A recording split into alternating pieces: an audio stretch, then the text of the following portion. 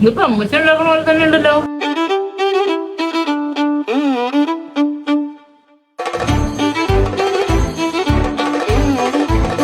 ഇവിടെ നാരങ്ങച്ചാറുണ്ടല്ലോ. റാഗിപ്പൊടി മേടിച്ചാലോ? റാഗിപ്പൊടി പിള്ളേർക്ക് കൊടുക്കാൻ പറ്റുന്നതാണോ? അതെ, റാഗിപ്പൊടി കുട്ടികൾക്കും മുതിർന്നവർക്കും കഴിക്കാൻ. ഇങ്ങനെയാണ് നമുക്ക് റാഗി വരുന്നത്. ഇതാണ് ഞാൻ പറഞ്ഞ മുളപ്പിച്ച റാഗി.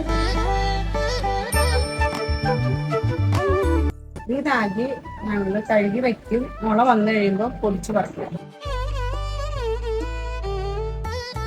മുളച്ചതിന് ശേഷം നമ്മൾ പൊടിച്ച് ഈ ശുദ്ധി ഫ്ലോർ മില്ല് ഇവർ തന്നെ റോ ആയിട്ട് ഐറ്റംസ് വാങ്ങി പൊടിച്ച് നമുക്ക് തരുന്നതുകൊണ്ട് തന്നെ വീട്ടിലേക്ക് എന്തെങ്കിലും ആവശ്യമുണ്ടെങ്കിൽ ഞങ്ങൾ ഇവിടെ നിന്നാണ് വാങ്ങാറ്. നാരങ്ങച്ചാറ് ഒരു